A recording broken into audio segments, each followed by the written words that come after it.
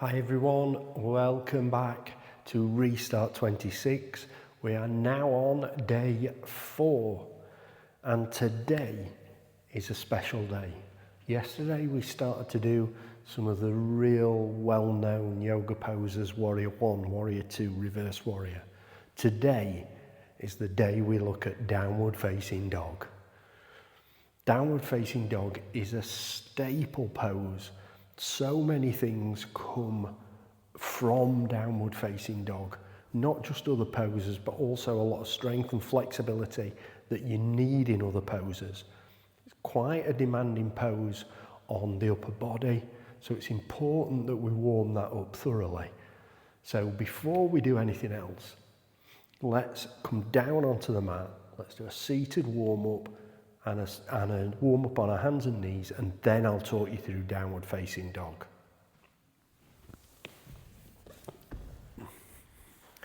So if you just come to seated, hands to the sides of your hips. We'll take an inhale, raise your arms up. And exhale, lower down. Inhale, raise up. And as you exhale, lower your arms down, bring them down behind your back, interlace your fingers, and push your hands away from the bottom of your back. Squeeze your shoulder blades in. Push your chest forward. And just lift your chin slightly.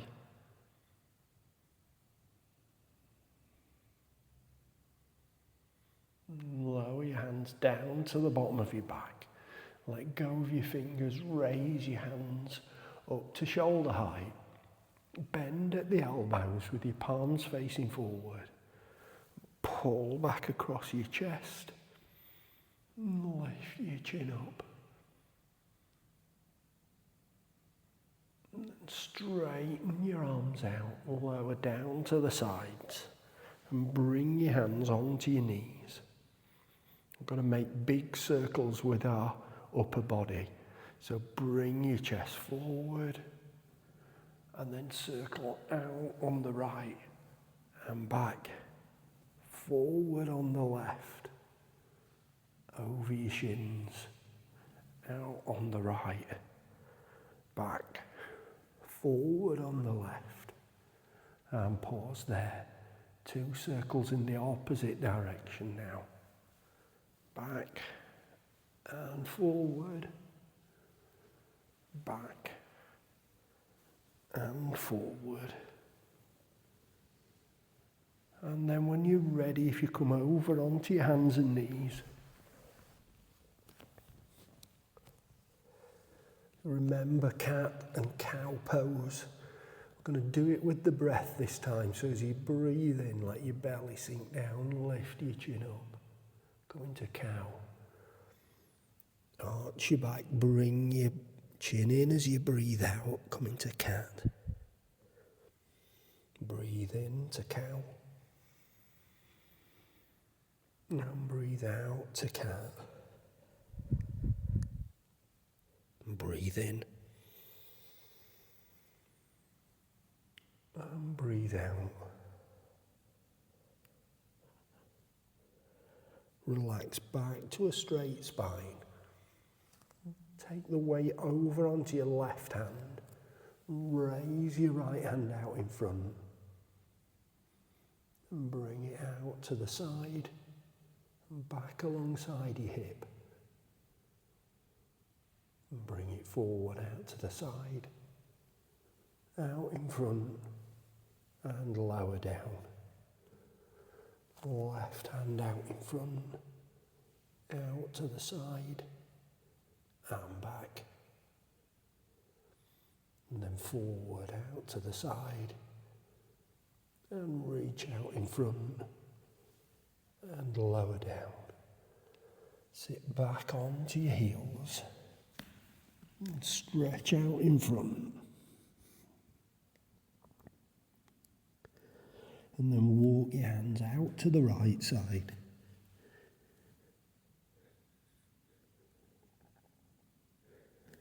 And back to the centre.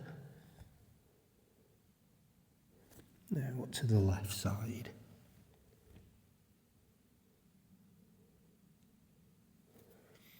Back to the centre again.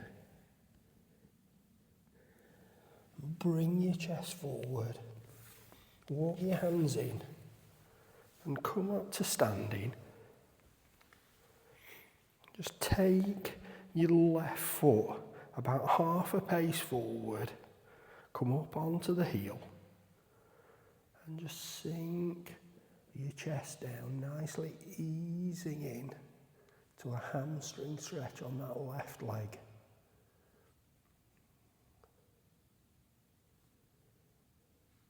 And lift your body back up. Draw your left leg in. Right foot half a pace out in front. And hinge forward. Sitting into that stretch. And lift your body back up. And relax. So come to seated if you want, remain standing if you want, while I demonstrate what we're going to do in downward facing dog. I'll show you what it looks like for starters, and then I'll talk you through how we get into this pose and how we get the most out of it. So downward facing dog looks like this.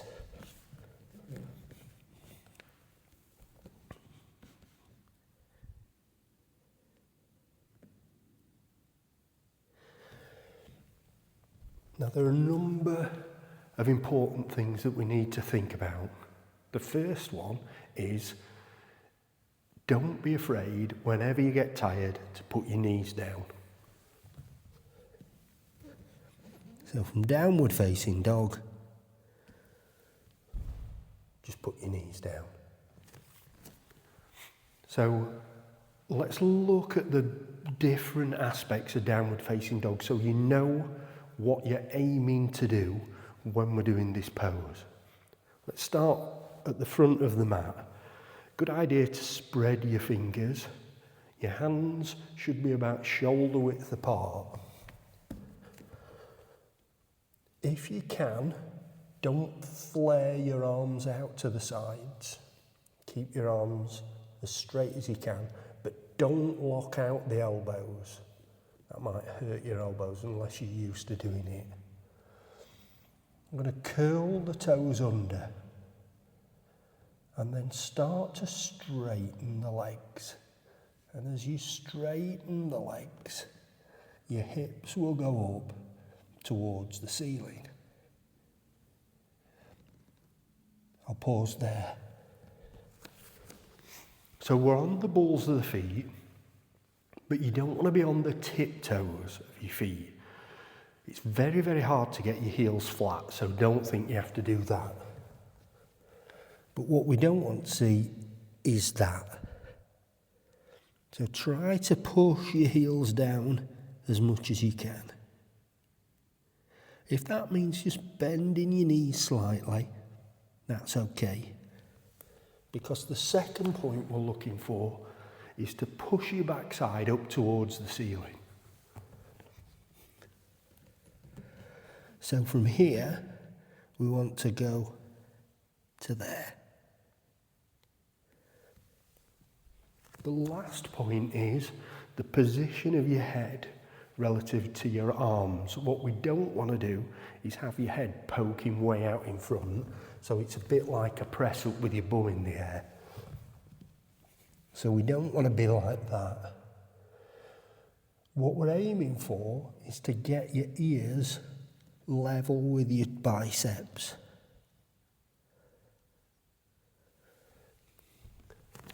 As I say, that's what we're aiming for. So the main things, not on your tiptoes, bum up towards the ceiling, head in between your arms. If you get a couple of those, that's a great start, because we'll be doing lots and lots of downward facing dogs. So let's get into it for starters by coming down onto your hands and knees, and let's have a look how we get into downward facing dog from a tabletop position. Hands underneath your shoulders, knees underneath your hips. Now to get into downward facing dog, what we want to do is move your knee. If you imagine that distance there, you want to move your knee about half of that distance. Now curl your toes under. Start to straighten your legs and push your hips up. So remember, we're trying to stay away from going on the tiptoes, gently pushing your heels down, allowing your knees to bend slightly if you need to. Push your bum up towards the ceiling. As soon as you do that, you'll feel the stretch down your hamstrings. And try and bring your ears level with your biceps. You'll take an inhale here. And as you exhale, lower your knees down.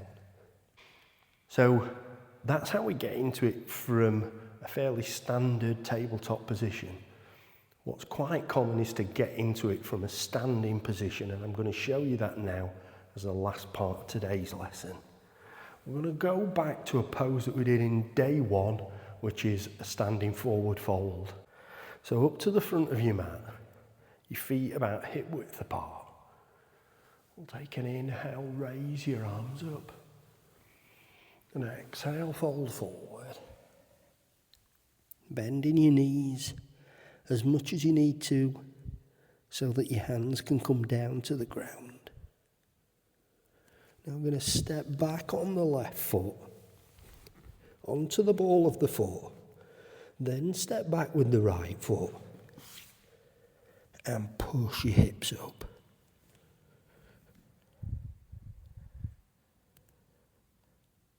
And take an inhale.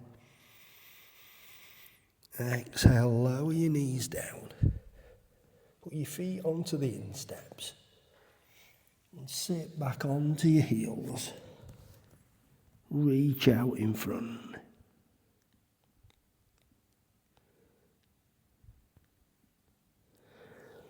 Bring your chest forward.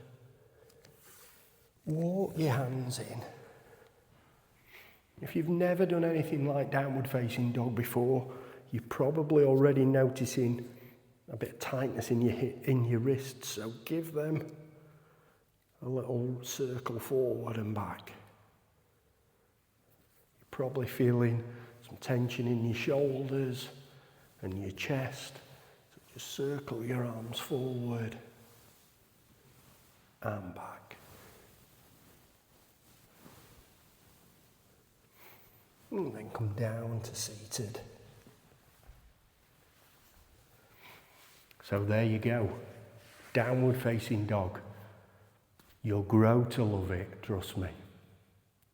So I'll see you back here tomorrow. Namaste.